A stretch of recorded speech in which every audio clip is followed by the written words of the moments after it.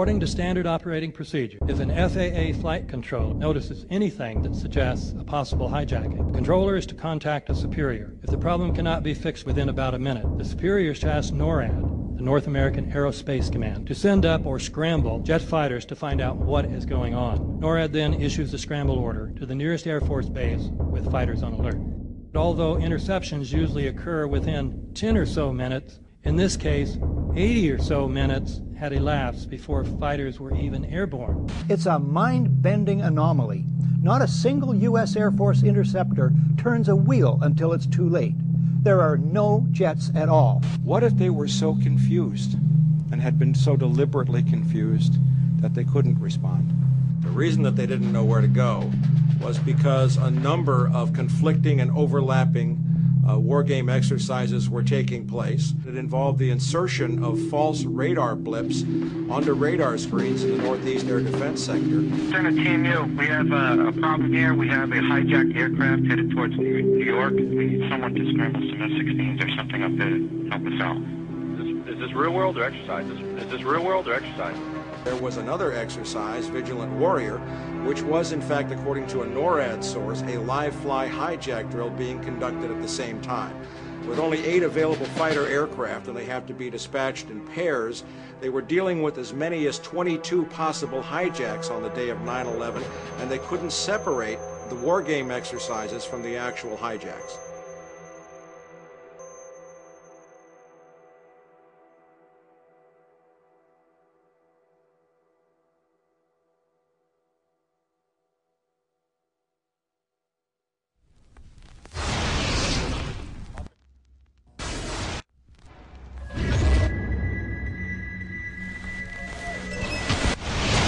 Page 172. The U.S. government has not been able to determine the origin of the money used for the 9/11 attacks. Ultimately, the question is of little practical significance. The American authorities have not managed to trace the source of the funding. And then the most amazingly disingenuous statement ultimately is of little consequence. It is of massive consequence. Doesn't it matter who paid for 9/11?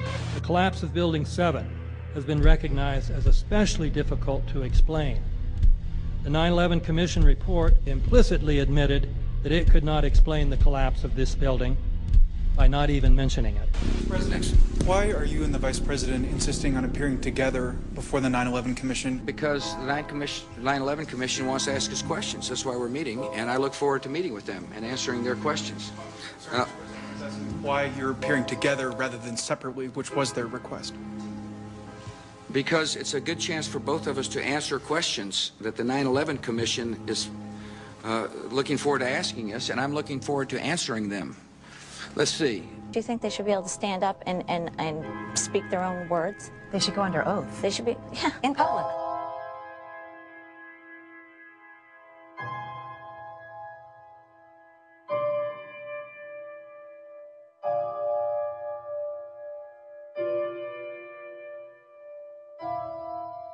Don't you think that the families deserve to have a transcript or to be able to see what you Adam, said? you asked me that question yesterday. I got the same answer, yeah. The final report was a unanimous report. That means that if there was a single commissioner who had any objection about anything, that fact would be dropped from the report.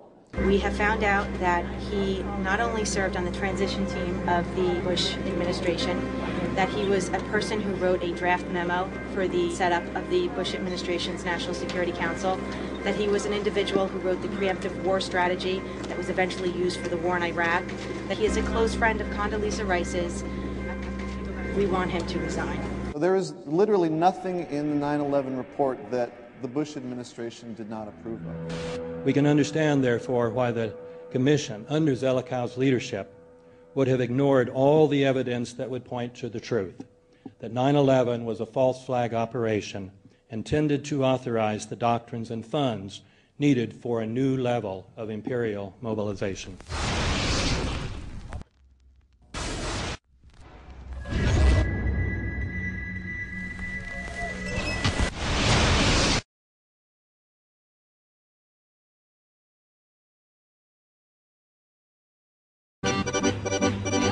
with knives, armed with chemical, biological, nuclear weapons. Fanatics, terrorists, September 11th. September 11th, killers, September 11th, terrorists, Al-Qaeda, terrorists, nuclear weapons, terrorists. 9/11, terror, terrorist, evil. September 11th, September 11th. The terrorists, war and danger. September 11th, terrorism, global terrorism, terrorism, terrorism, terrorists, terrorists, terrorists, terrorists, the terror, terrorists, terrorist, terrorism. September 11th, global terrorism, terrorist, terrorism. September 11th, world terrorism, terrorism. September 11th, global terrorism. September the 11th, terror. Weapons of mass destruction. September the 11th, terrorists, the evil terrorists, no. Terrorism. The words are hypnotically repeated. Terrorism, terrorist, terrorist threat, and of course, believed to be linked to Al-Qaeda. But it's the so-called war on terrorism that's in our faces practically 24/7 as the inescapable focus of our existence. One day, our grandchildren will look back on this time and ask, how was the war on terror won? The entire U.S. ruling class, ruling elite, comes to see terrorism as the preferred means, indeed the only means, to provide social cohesion, to provide an enemy image for the society to keep it together. According to neocon theory from Carl Schmitt, you have to have an enemy image in order to have a society. It's a very dangerous thing because now it means that the entire social order, the political parties, intellectual life, politics in general, all based on a monstrous myth. Monstrous myth.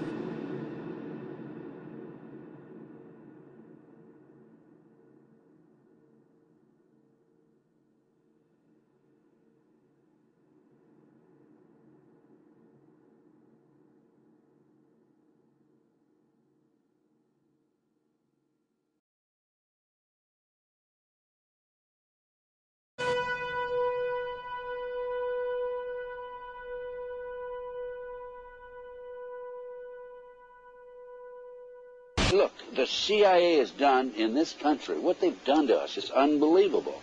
Look at the terrorist acts that have occurred. The CIA behind most, if not all of them. We had the Marine Barracks. We had our embassy in Kenya. We had Pan Am 103. We had the USS Cole. We had Oklahoma City. We had the World Trade Center in 1993. That helped the terrorists blow up the World Trade Center the first